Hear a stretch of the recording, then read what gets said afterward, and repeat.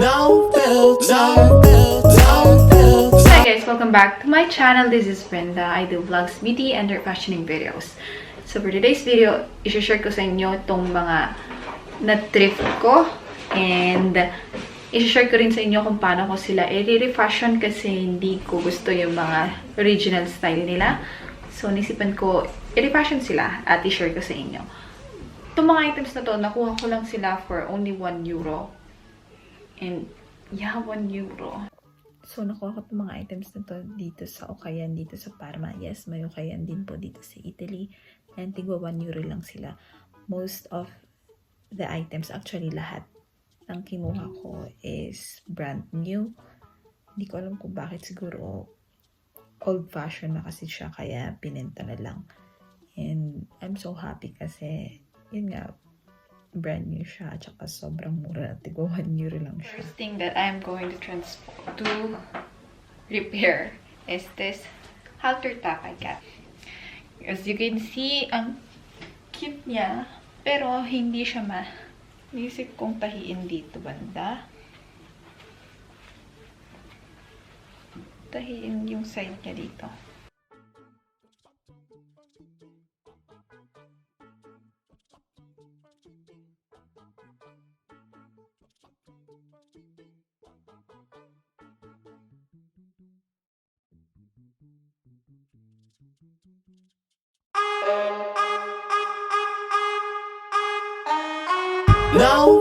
Second item na nakuha ko is eto. Maganda na siya na ganito. Kaso nga lang, maganda na siya na ganun. Kaso nga lang, meron siyang parang yung panty. Hindi ako mahilig sa ganun. So, naisipan kong tanggalin na lang yon. Baka tanggalin ko lang to or gagawin ko siyang ganito. Para mas cute. Diba?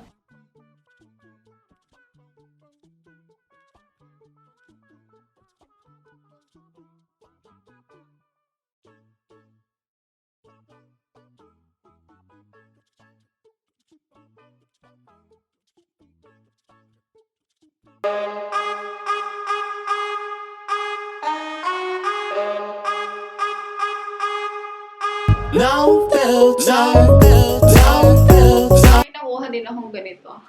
Polo, men's polo. Na medyo, na may mancha. Basta may mancha to. Dito banda. And it's too big. Hindi ko alam kung gagawin ko siyang dress. Hanggang dito sa legs ko. At hindi ko alam kung anong gagawin ko dito.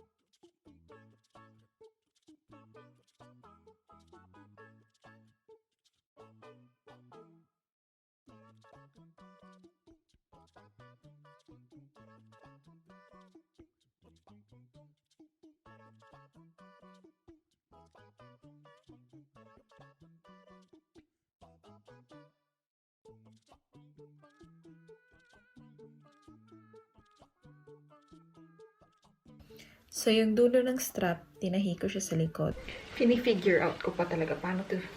Medyo nag-fail ako dito. Subukan kong gawin to.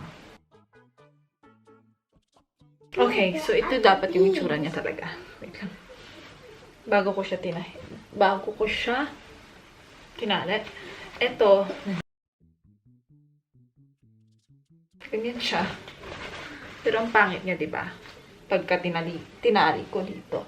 So, ang ginawa ko, eto, pupunta dito sa side. Eto, pupunta dito sa side na to.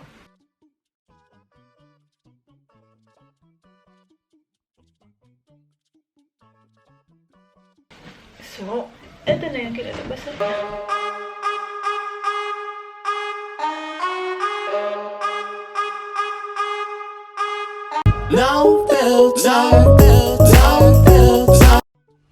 So, thank you guys for watching. And I hope you enjoy watching me do my thing. Do this refashioning churba-churba and modeling churba-churba sa hirap ninyo. And I hope to see you in my next video. At nangangawit na akong nakatayo dito. Literal na nakatayo ako. Besh, walang kukuhaan. Oh. So, yun. Talagang may effort pa ako para sa video. Nag-makeup pa ako. Nag-lipstick pa ako. Nag-extension pa talaga ako. Kasi sana magustuhan nyo itong video na to. And yun. I hope to see you in my next video. And I hope you have a good day. Bye! By the way, gawa ko to. If you want me to make a tutorial on how I did this, please leave a comment on the comment box below and see you in my next video. Bye!